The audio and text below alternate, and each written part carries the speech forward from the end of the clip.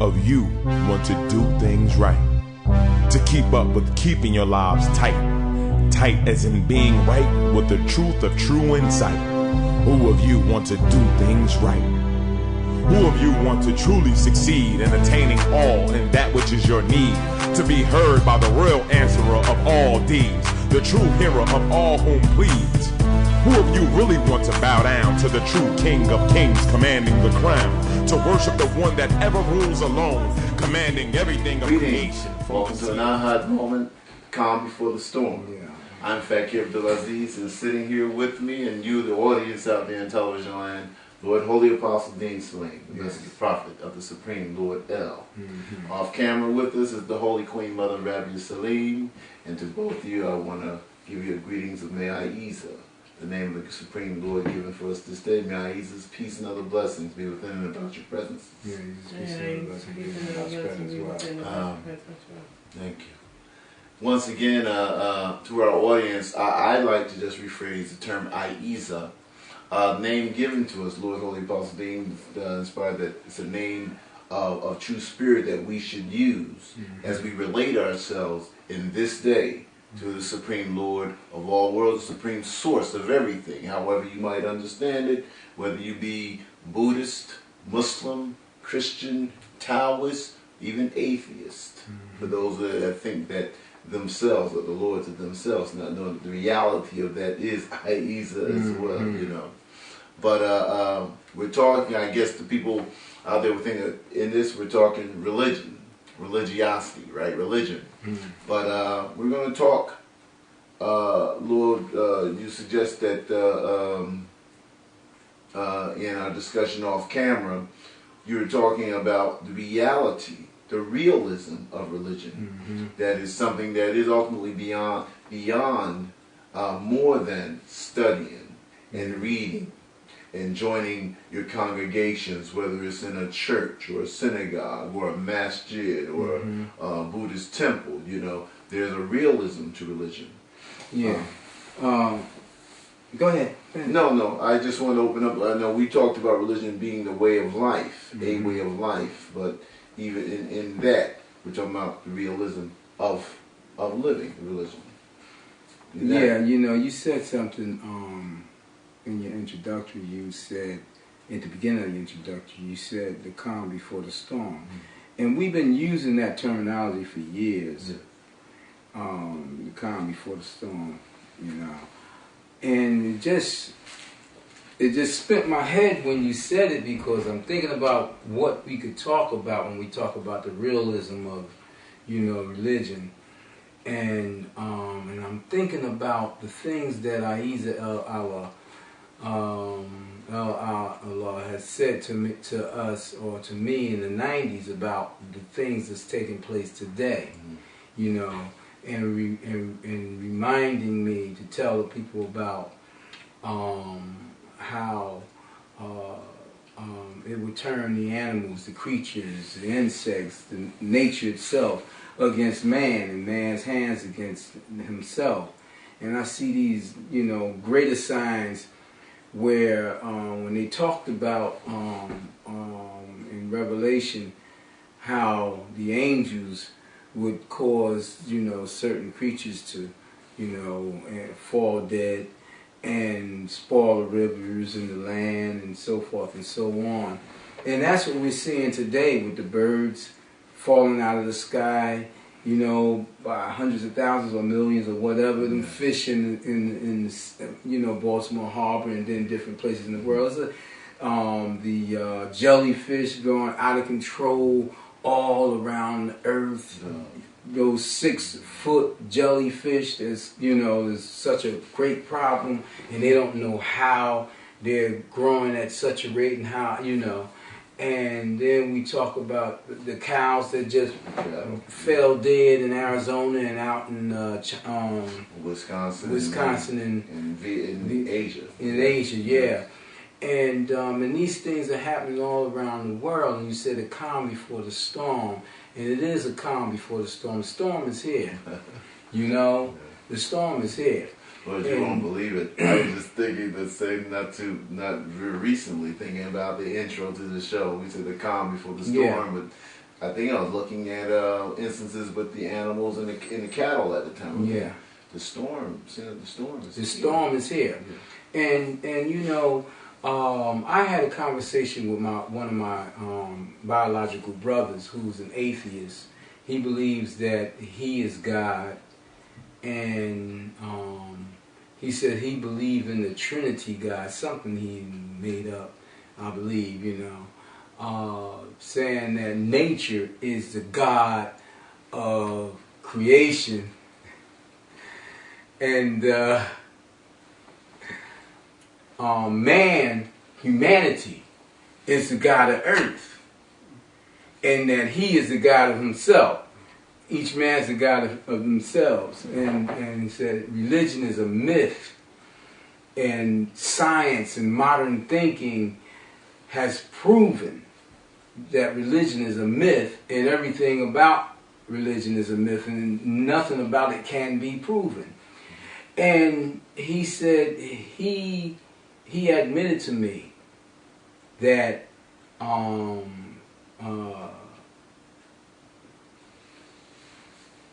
that he don't believe. He said he don't believe in religion. He said that I'm a recruiter of religion, which I've never been. I'm not a recruiter. I don't recruit people to believe. I give the message that Ahezaah gives. But the whole thing is, I'm a gatherer. If you would join me, then I'm obliged by my Lord to take you in, if you're right, you know, to help me deliver this message around the world. Now, I told him, you know, well, you know, what he says, I can bear witness to some of what he said is true. I believe like he believed, you know.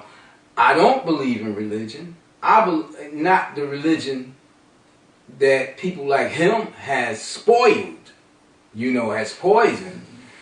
But see, like we always do, we talk about our language, and we talk about clarifying our language. And people say, see, religion to people is a club or an organization or, you know, a gathering or a practice, you know. And they bottle it or they book it and become bookized, and that's their religion. But religion means your way of life. And if people would just speak clearly what they're saying, then, you know, like I told him, I believe in the truth. I believe in the reality of the truth. I believe in the reality of the Creator. I believe in El. I believe in His Word. You understand? Now, as far as the religion, what is my religion? I don't go out here to put myself in a position for you to see me so you can follow behind me and act like I act. You know that, you know. I always talk about being fixed, talked against being fixed in so-called religion, because it's not natural. You know, our Lord told us in the Holy Quran through Prophet Muhammad to pray 5 times a day. I've always said that's the minimum. You should pray as many times as you feel the need to pray. But the Lord in His mercy has given us a commandment to pray at least 5 times a day as a sign of mercy, so that we will remember it. But then you got people, you know, like him, who worship himself and want to be worshipped, who would say, well, look, religion can't be proven. And then he turned around and called me genius. That's an insult to me. You know, when I say to him, I'm the messenger of the Lord, El, I'm no genius. You know, I said, men that talk about genius are those who want to be worshipped and those who don't believe in the Lord El. They want those who want to deal with the mentality, the minds of man. They want to give credit to their minds. But our minds are like a machine that's being run by the unseen master of us. Now, much of what I say is not believed, and it's taken as a thing of delusion by a lot of people, saying, yeah, he's deluded. He talk about heaven being a place where you go to be judged, whether you go on to paradise or hell, talking about talking to the dead, talking to angels, life hereafter, so forth and so on. Things that men have talked about since the beginning of time. But here's the catch. There's a process that you must go through, just like growing up, to come into contact with these essences of being, these realities of being. And most people can't. Most people have great difficulty arriving at that level. Therefore, they don't believe. They say that's impossible. Why? Because I can't do it and I don't know nobody who did it. I remember my mother used to say to me when I was very young, after the Lord came to me the first time, I was 7 years old. And then it came again when I was about, how old are you when you were in the first grade? About 6, 7. About 7. Then it came to me again when I was like in the second grade. And then, you know, of course it came years later. But the angels came too. And I was talking to my parents, and my mother told me, the first thing she told me, man, in my life, when I told her about the Lord coming to me, El coming to me, and telling me that it was the Lord of many names and many so-called religions and many prophets, and it showed me so much out into the universe, it's in the spirit realm and so forth and so on. Now here it is, a 7-year-old child talking to his parents, and she telling me, shut up, where you get that stuff from? Shut up. I'm saying so much the minister couldn't answer my question. They put me out of church because I was asking so many questions about revelation, about this day to come, at 7, 8, and 9 years old. By the time I was 9.5, 10, they had enough of me. They used to put me in a separate section of the church. And then they would tell me, wait till you go to Sunday school, or wait till summer school camp, or whatever. You ask your question. I said, I asked them, and they can't answer the questions either. Why would a parent tell you to shut up and saying you got this from somebody else when they have you constantly under control and in their sights? So, my mother used to say, nobody has died and came back and told you. Nobody died and came back and proved that. And she used to say that all the time. And I remember I had gone astray and I was living out in the world. And I had died in the streets like many other brothers have done.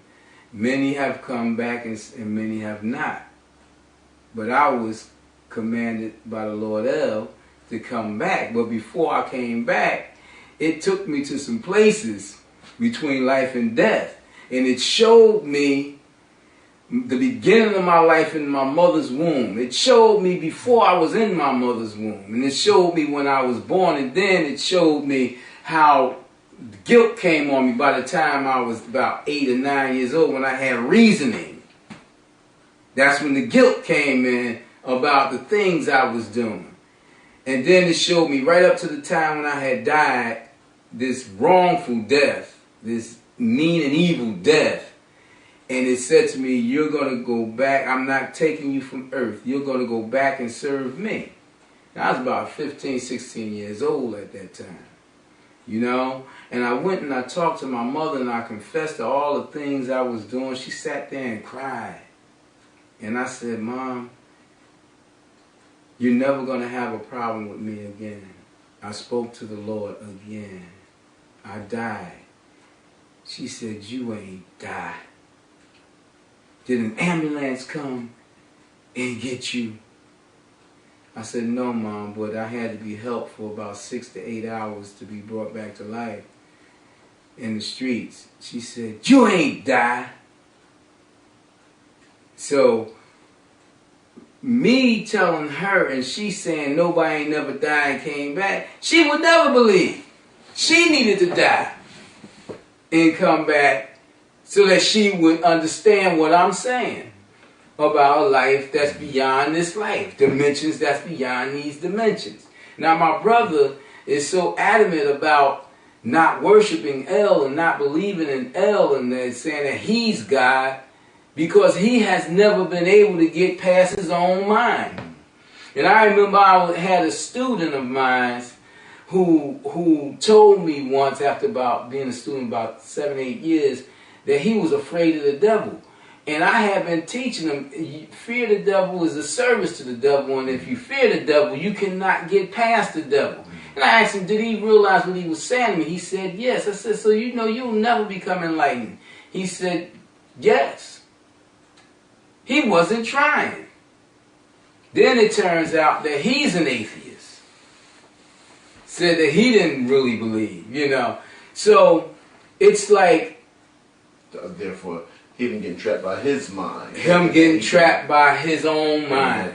And the thing about it is, this is what most people do. They get caught up in their own illusions, their own delusions, their own mind, their own mentality, their own ideas, and they think that that's the highest of life. That is. That's the height of it. They can't believe a person could go beyond them into the realm of what's been spoken of by the prophets of old. They say that's a myth, that don't happen. The Lord tells you in his words, have told man in his words, many have knowledge, but only few have wisdom. And what do man do? Man turns around and make wisdom mean smart thinking. You know, being rich and powerful, so you must be wise. When wisdom, the meaning of wisdom is divine guidance. That's why only few people have it. It's divine guidance. You know, but by man's terminology of wisdom today, how they even twist the truth, many people get it. So when you talk about, you try to identify real wisdom and the truth that people have turned to call religion, which is the way of life following the commandments of the truth. The truth is being El itself. They turn and say that's religion, where they can control it and twist it to fix it to mean whatever they want it to mean. Therefore, the truth of it cannot be found by them. And because it can't be found by them, and they come in so many great throngs, they believe that it don't really exist. So you got a large percentage of people going to the temples and the masjids and synagogues and the churches and wherever they gather. A great percentage of them. And Catholicism and all of the so-called religions that don't really believe. But they're afraid to not be with the groups because they don't want to be looked down upon by their neighbors or the people they work with, or people who may know them. So they comply with this falsehood that's overwhelming the earth today, where it's proven that only few men have divine guidance. And most people will not believe. So the realism of religion is not in your holy books, and it's not in the words of your ministers, but it goes all the way back to what the Lord said. The finding of it is in your own heart, through your own being. That don't make you God. As to where people say, I'm God because I find it in myself. Get out of here. Because El, who said to me in the name of Ahezaah and in the name of Allah, that it never referred to itself as God. God is beneath it. A God can be anything. It refers to all its divine servants by its names. And its names is important. Its names have life and power. It gives its names life and power. When you say God and when you say Lord, who are you referring to? Because it makes its servants lords among men. That's why I call itself the Lord of Lords. This is above all lords. You know? So there's so many dimensions of the truth for us to come to understand in regards to our religion. But when you have someone who come to the truth, as I have, most time we are feared.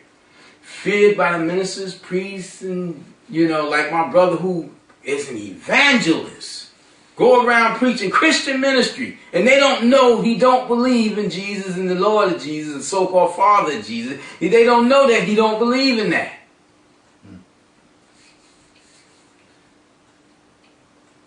Lord Holy-Apostle Deen. There were two questions. And first it was one, but it came to another one.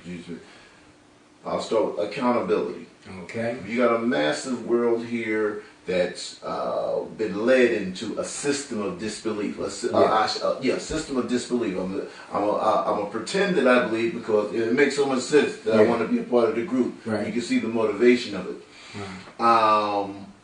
Generation after generation, people after people. Ultimately, are they accountable? Where is their accountability? But I know this is for the. Go ahead. That's just the question. In the sense, you know they're not holding themselves accountable.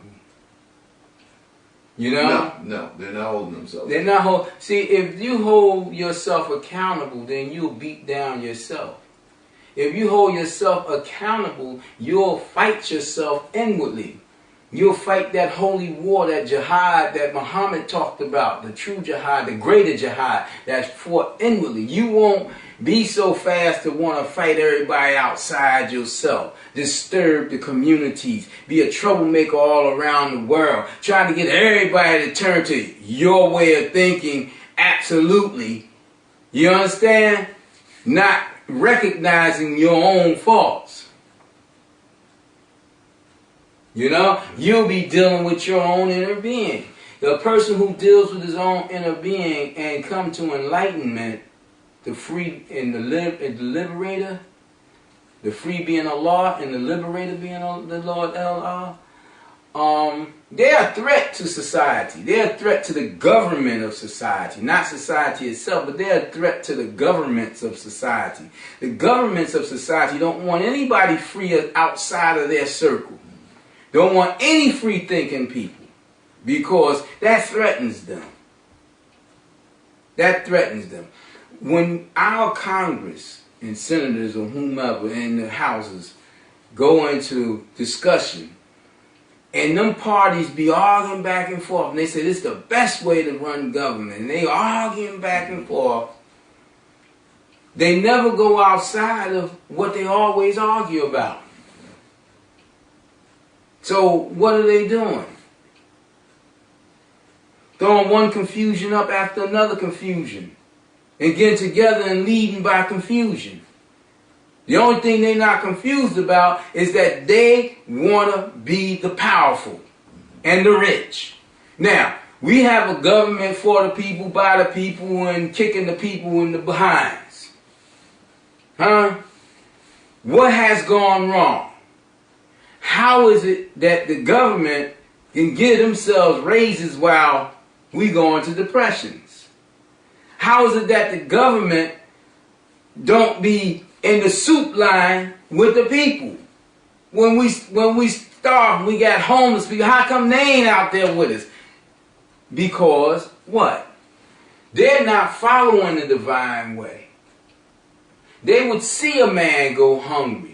They'll see a man lose his home. They'll see a man lose his family. They'll see a man go into insanity and get confused and what have you. If it means choosing between themselves and that man.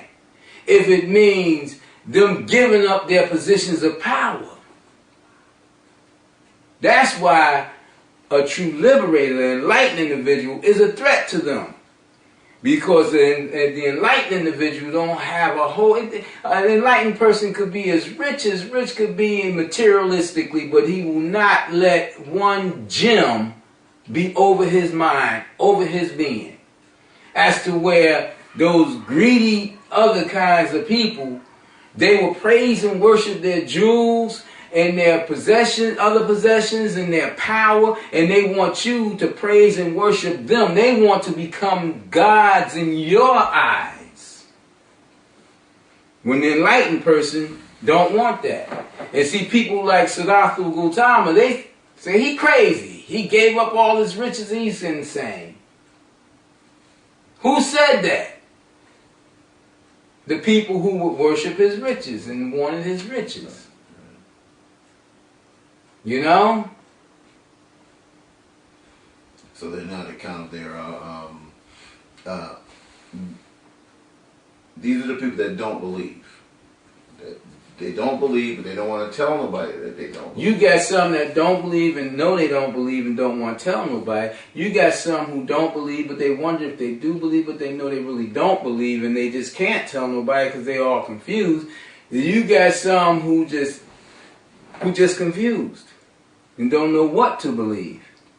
You know, I remember I was talking to a young lady, a Muslim, you know, and I have been told by the Lord not to associate myself with the so-called Muslims today, because we have a new covenant, and the message of truth has been renewed, refurbished, reclaimed by the Lord, reorganized, and brought back to the true understanding, the true word of it.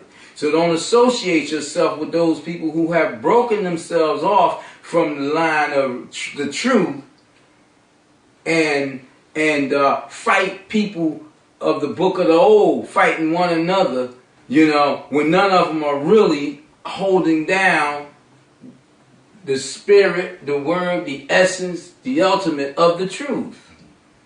You know, there's so many things about truth that we don't even know, like the first law of nature being self-preservation, right? And people looking at that and say, okay, the first law of nature is self-preservation. Everything seeks to preserve themselves. But what self was the Lord talking about? Not you, not those things. It says that it is in all things. It is the reality of all things. It is the manifest of all things. So what is to be preserved is it, and it demands that it is preserved. So it preserves itself and all its creatures. But we'll talk about that to finish that, because we could finish but if our half-hour audience would tune into us next week, please tune into us and we'll continue this discussion to keep up with keeping your lives tight as in being right with the truth of true insight. Who of you want to do things right?